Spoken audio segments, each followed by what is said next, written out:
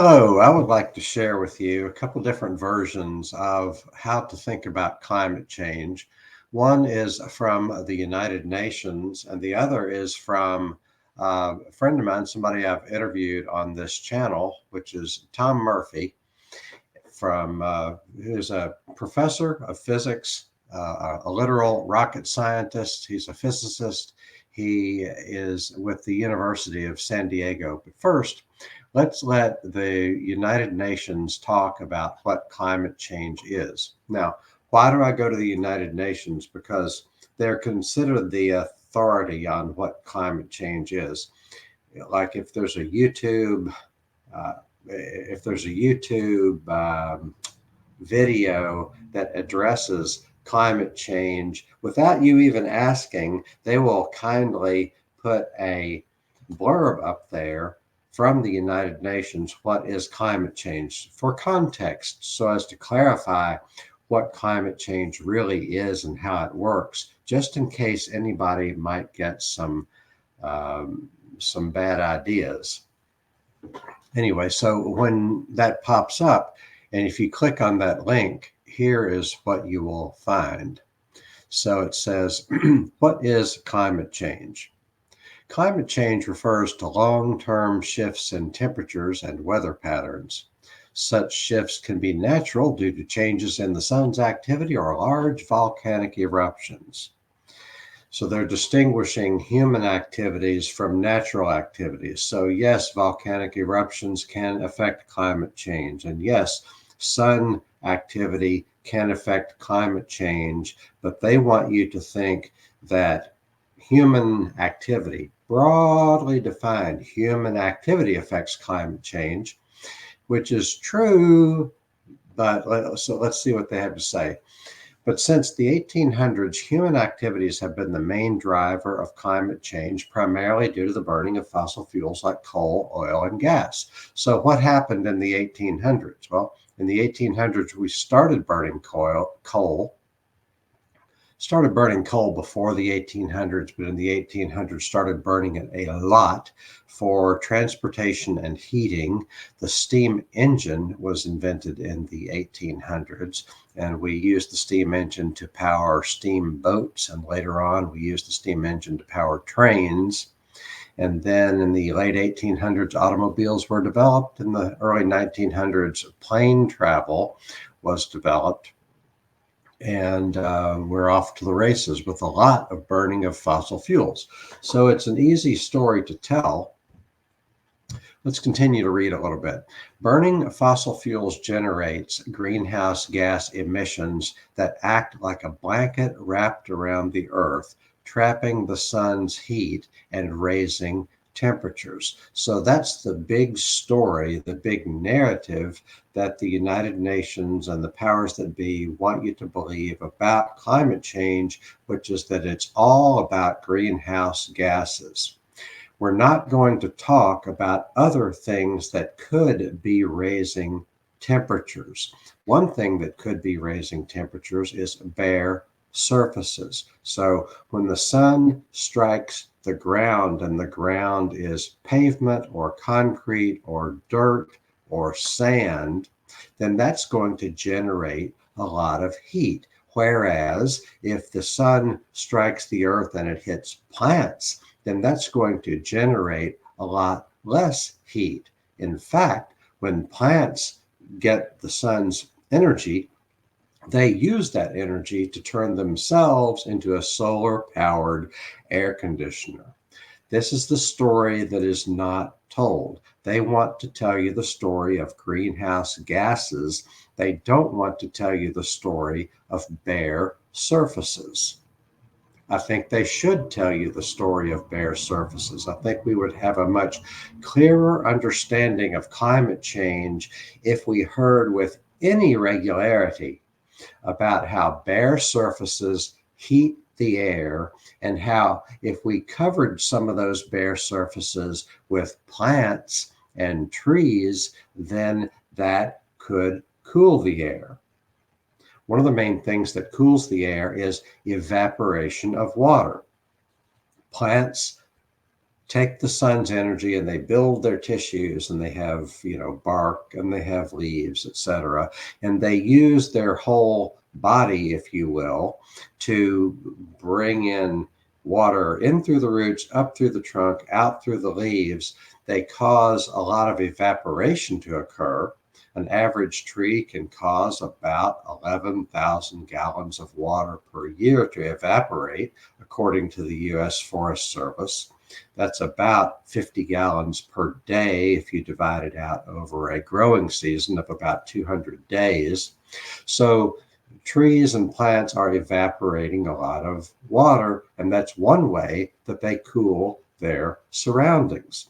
You can take a temperature. Remember those thermometers that they started using a lot during the COVID pandemic, and they would point it at your forehead to see what your temperature is? It's a laser thermometer. So you can get those about $20, and you can take it outside, and you, on a hot day, shine that laser thermometer on pavement, and then go over here and shine it on grass, and then go over here and shine that laser thermometer underneath a tree in the shade. Dramatic differences, 10, 20, 30, 40 degrees difference in the temperatures between hot surfaces and cool surfaces, surfaces that are cool because they have plants in them. So back to what we're seeing here from the United Nations, burning fossil fuels generates greenhouse gas emissions that act like a blanket wrapped around the earth, trapping the sun's heat and raising temperatures. So they want, they're talking about the greenhouse effect. The greenhouse effect is more than just one thing. The greenhouse effect is more than just greenhouse gases. It's also about those hot surfaces that we were talking about. That's another conversation, but hot surfaces make things hotter. We could we could have much less of a greenhouse effect if we would cover hot surfaces with plants. And we can do that. For example, if we restored our deserts, we could, if we were so inclined, if we dedicated resources to it, we could use livestock to restore most of the deserts of the world, because most of the deserts of the world used to be grasslands. The deserts of the world used to be places where animals would graze. The grasslands and the grazing animals evolved together. The grazing animals are good for the grassland, and the grassland is good for the grazing animals. So we could, that's another conversation, but we could use grazing animals, manage them strategically, and use them to restore our deserts to the grasslands they once were. Continuing to read. Burning fossil fuels generates greenhouse gas emissions that act like a blanket wrapped around the earth, trapping the sun's heat and raising temperatures. The main greenhouse gases that are causing climate change include carbon dioxide and methane. These come from using gasoline for driving a car or coal for heating a building, for example. Clearing land and cutting down forests can also release carbon dioxide. So they're emphasizing carbon dioxide. Clearing land and cutting down forests, when you do that, releasing carbon dioxide is not the only thing that causes global warming. Remember I said that if you had more plants covering the ground, then it's a solar-powered air conditioner?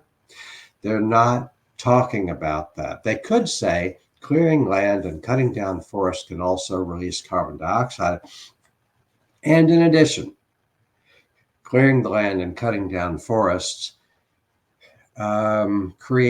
it takes away the plants that would otherwise cool their surroundings. For some reason that I can't figure out, the major authorities that are driving the climate conversation have chosen to not talk about the cooling power of plants.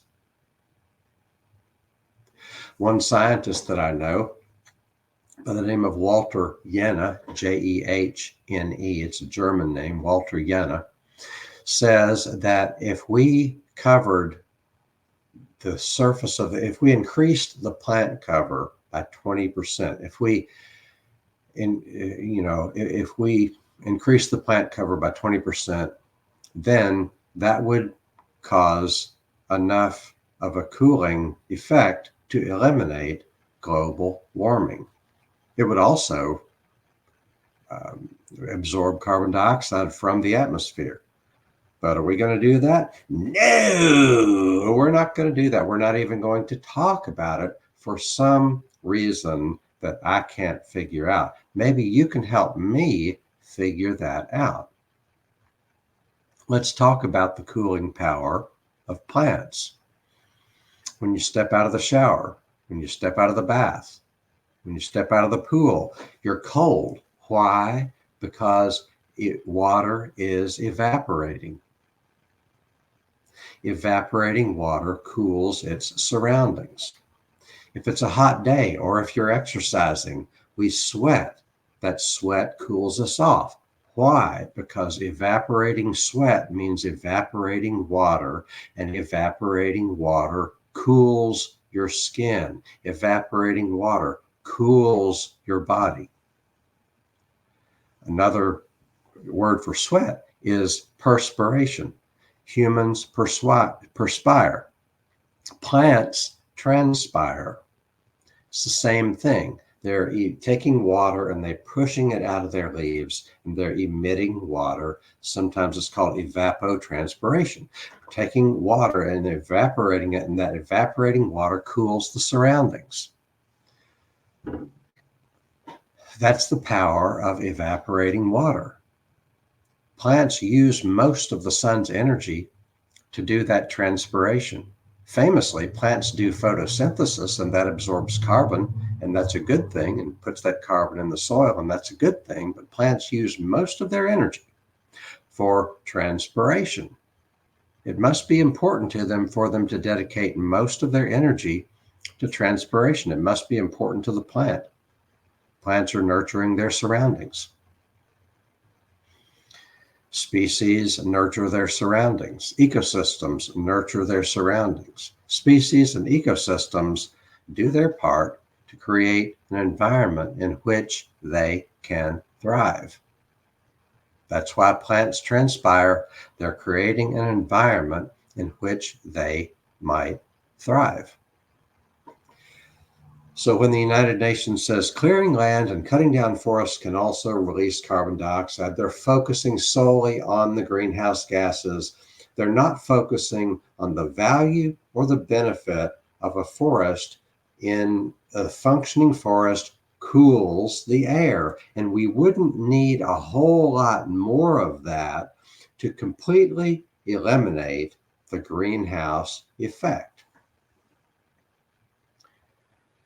According to Walter Jehne, the greenhouse effect is such that you have 343 watts per square meter coming in, and you only have 340 watts per square meter going out. So there's a little bit more energy coming in than going out. If you take 343 and divide it by 340, it's only about a 1% excess of incoming heat versus outgoing heat. If we slightly decreased the incoming heat, we would eliminate the greenhouse effect. If we slightly increased the outgoing heat, well, we would eliminate the greenhouse effect. Arguably, according to Walter Jehne, according to me, it wouldn't take that much additional plant matter to eliminate the greenhouse effect. Walter says that increasing plant matter is the quickest, cleanest, safest way to eliminate the greenhouse effect. If we really wanted to cool the planet and we wanted to do it fast, we would increase the plant matter so as to eliminate the greenhouse effect. We would only have to do about 20% of that in order to make it work. Why aren't we doing that? Beats me. let's read on a little bit. I'm going to read on a little bit, and then I want to share with you what Tom Murphy is saying, because that's a whole different understanding of climate change. So it says here, according to the United Nations, agriculture, oil and gas operations are major sources of methane emissions. Agriculture operations, oil and gas operations, are a major source of methane emissions. So methane is another greenhouse gas. They're talking about all greenhouse gases all the time. That's the only thing we're going to talk about when we talk about climate change. It just wouldn't do for us to have a conversation that is more nuanced or more analytical. Energy, industry, transport, buildings, agriculture, and land are among the main sectors causing greenhouse gases. It's all greenhouse gases all the time. We're not going to talk about increasing plant cover. We're not going to talk about slowing down deforestation and actually reforesting. We're not going to talk about how we can use livestock to restore our deserts. We're not going to talk about how we can cover our cropland with cover crops so as to cool the agricultural land. I'm not going to talk about any of that. We're going to talk about all greenhouse gases all the time. So let's go over, let's shift gears. Let's go over to talk about what Tom Murphy has to say about any of this. I'm going to stop this screen. I'm going to share another screen, and here it is. Death by Hockey Sticks by Tom Murphy. So let me go up to the top of this article. It's the blog. To find it, go to Do the Math. Google Tom Murphy Do the Math, and you'll find this blog. And if you wanted to refine that search, you could say you want to look for the article that it says Death by Hockey Sticks. So I'm going to show you a few hockey stick graphs. And to me, these are the thing. Now, here's what they want you to be alarmed by. They want you to be alarmed by human population. Human population is an issue. I will freely admit human population is an issue.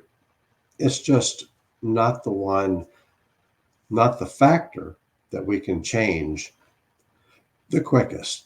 So, but here's the graph. Now, every one of these graphs that Tom is going to share starts with the year along the base here. You're starting with the year 1000, which is about 1,000 years ago, and then 1100, 1200, all the way up to 1800, 1900, 2000.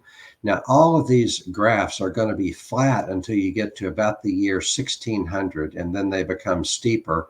1700 steeper, 1800 steeper, 1900, the year 1900 steeper, and then during the 20th century, in other words, after the year 1900, it starts to shoot to the sky. And then after the year 2000, these graphs are continuing to get very steep. The upward, the ones that go up shoot to the sky. The ones that go down are headed quickly toward the ground. So here's human population. Here's gross world product. We talk about gross domestic product, which is a measure of the economy. It's basically measured in dollars. It's the number of dollars changing hands. So the number of dollars changing hands was effectively nearly zero. It looks like zero on this graph compared to what it is now.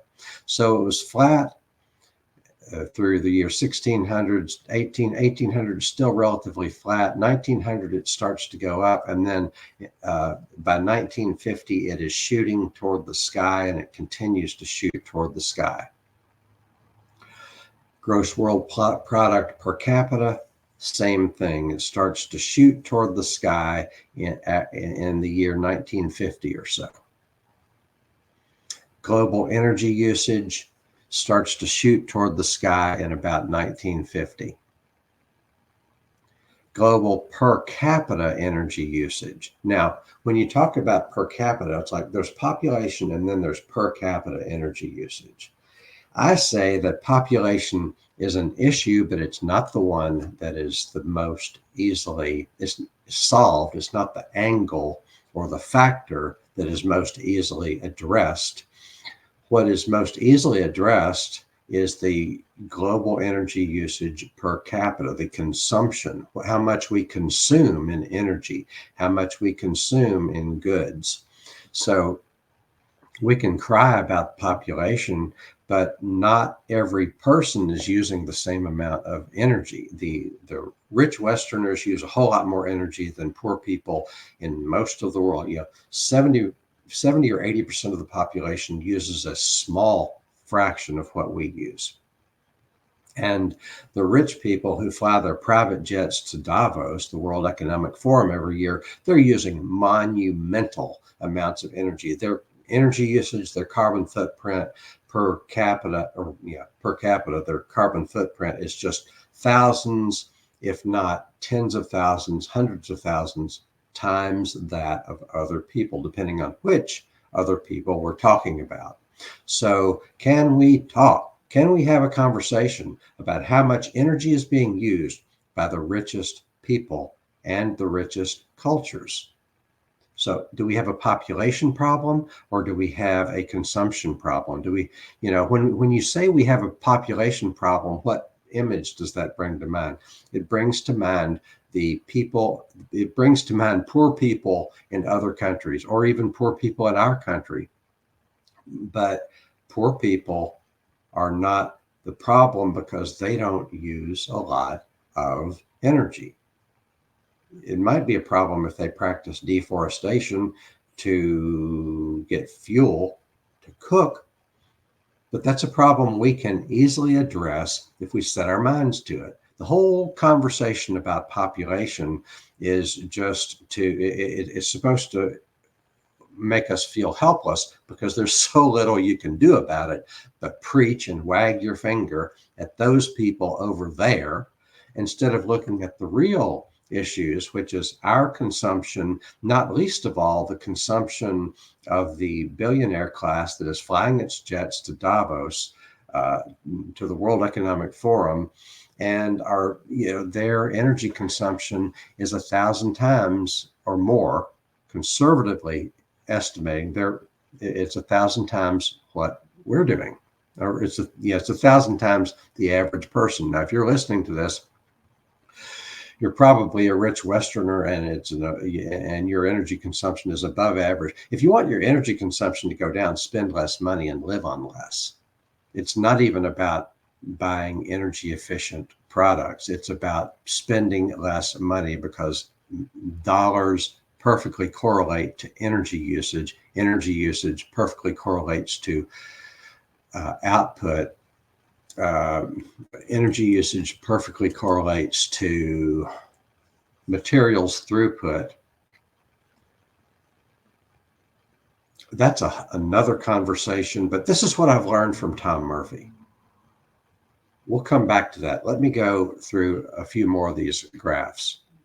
So Tom Murphy, the global annual copper production in 1900, certainly by 1950, certainly by the year 2000, global annual copper production shoots to the sky. And guess what? The people who want to do renewable energy, so-called renewable energy is not renewable for one thing, but the people who are advocating for renewable energy, they want us to, renewable energy. Solar and wind are going to require a doubling of the mining, double the mining of metals, double the fossil fuels dedicated to mining. And it's like, how are you going to deal with that? The people who are advocating for renewable energy are not taking so-called renewable energy because it's not renewable when you look at it, in my humble opinion. People who are advocating for this are not accounting for the amount of metal that's required, the amount of water pollution that comes from the metal, the amount of fossil fuel consumption that comes from the metal. What metals am I talking about? I'm talking about lithium, nickel, copper, even regular metals, regular commonly used metals like aluminum and steel are going to go way, way, way, way, way up because of so-called renewable energy. Plus, if a solar panel doesn't last forever, it's going to have to be replaced. So if you look at the entire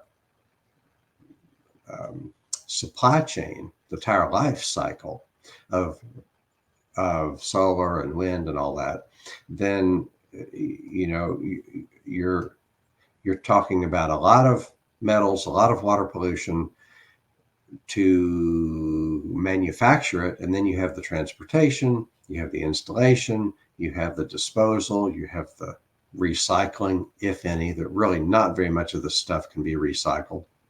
So anyway, what I'm saying is that so-called renewable energy is based on a fantasy that we're going to take our industrial civilization, such as it is, and just change the way we generate energy, and then we'll be okay. Then we'll be good to go. Then we're going to lower our carbon footprint. We're going to lower our carbon emissions. All that's a fantasy too, because if you look at the life cycle of solar and wind, it is not lowering our emissions. It takes a whole lot of fossil fuels to build a solar panel and do all the mining that's required for it. So anyway, now I'm going to click out of this, and then we're going to have a little conversation here. So here's what I learned from Tom Murphy, and that is, it's not really about carbon. It's not really about carbon dioxide, because there are other factors that overwhelm the attempt to lower our carbon dioxide emissions. So 2.33, think of the number 2.33. 2.33 is not far from the average economic growth that we have year by year by year by year by year. And if you take 2.3, if you take a growth rate of 2.33, and if you multiply it, this is just hypothetical, but if you multiply that over 100 years, then that causes a 10 times increase in whatever it is you're multiplying by. Economic growth, GDP. GDP of 2.33 per year is going to result in 10 times, we're going to end up after 100 years with an economy that is 10 times what we have now. Hold that thought. Well, okay, so 10 times after 100 years. After another 100 years, it's another 10 times. So 10 times 10 is 100. After another 100 years, you have another 10 times. So it's 100 times, it's 10 times 10 times 10. And so after 300 years, you end up with 1,000 times bigger economy than what we have now. After 600 years, you end up with 1,000,000 times economy that we have now, because 10 to the power of 6 is 1,000,000. After another 300 years, you end up with a billion times the economy we have now. So 10 times 10 times 10 times 10 times 10 times 10, 10 to the power of 9 is 1,000,000,000. So these are big numbers. What I'm saying is you get to big numbers really fast. That's just the economy. There's this idea that we're going to decouple the economy from energy usage, or no, we're going to decouple the economy from fossil fuels. Well, that's another conversation that has not been demonstrated at any scale whatsoever.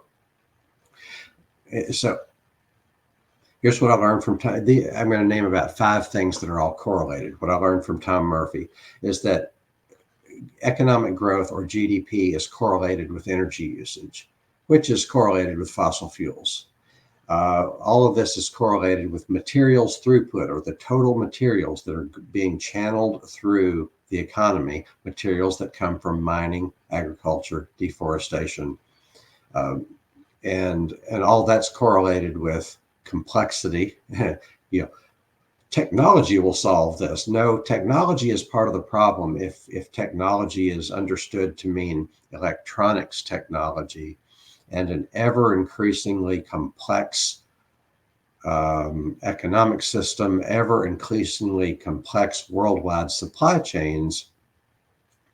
And so if the math I'm telling you is correct, that 2.33% growth year by year by year by year in the economy, 2.33% growth in the energy usage, in fossil fuels, and materials throughput, in complexity, we're continuing to march down this road that we don't know where it leads. And guess who doesn't want you to be talking about this or thinking about this? The powers that be don't want us to be talking about this or thinking about this. The people that brought us industrial civilization don't want us to be talking about this or thinking about this. They want us to think that all we have to do is change the way we generate energy and voila, problem solved, because carbon emissions is the only thing that's heating up the atmosphere. And carbon emissions is the only environmental problem we have, or maybe we have other environmental problems but we have to solve the carbon emissions problem first, because carbon emissions and global warming are the existential threat. It is absolutely urgent. Everything is just going to fall apart if we don't solve the problem of carbon emissions. Well, guess what? They don't have a solution to the problem of carbon emissions because they don't, I have not seen a plan that is going to reduce carbon emissions while we're growing the economy. So the good news is that we can have a good life without all of this so-called civilization. Culture and civilization are two different things. Wouldn't you like to have time to pursue your hobbies and your interests? Wouldn't you like to, if you're musical, wouldn't you like more time to play a musical instrument and be in a band? Wouldn't you like more, if you're into theater, wouldn't you like to be involved in local community theater? If you like talking about politics and philosophy, and then wouldn't you like to have more time to do that with your friends? So we spend our time building a system that does not work for us. It does not work for the vast majority of people in the world. We spend our time as cogs in a machine. And if you're not a cog in the machine, then good for you, but you're in a small minority. We spend our time as cogs in a machine, enriching a few powerful people. We have a system that doesn't work for most people. It certainly does not work for most people who have to live in a world where they're relatively poor. Their land is controlled by other people, including the U.S. empire. Their agricultural methods are controlled and dictated by other people. They're not poor because they're less intelligent or even because their governments are corrupt. They're as if our government is not corrupt. They're poor because they've been robbed. And even those of us who live in a society where we have a lot of material things, that is not necessarily wealth if you don't have very much time to enjoy what you have. So anyway, this has been an invitation to rethink everything. I wanted to introduce you to Tom Murphy. Look up Tom Murphy. Tom Murphy, Do the Math, especially the blog that is Death by Hockey Sticks. Look that up. Also, want you to please go and subscribe. Click like and subscribe here. I've got 900, as of March 7th, I've got 950 subscribers. I would like to reach 1,000 subscribers. I want you to, if you like this content, go to Harthagan, HARTHAGAN, .substack.com. I've written over 20,000 words in the last 3 or 4 months. I have, articles that are long, but yet they're easily scanned because I put I divide them up and put headings and everything. You can easily scan through and see if it's something you'd like to dive into. So that's all I have for today. Thank you so much for joining me. I hope you have a wonderful day, and join me again soon.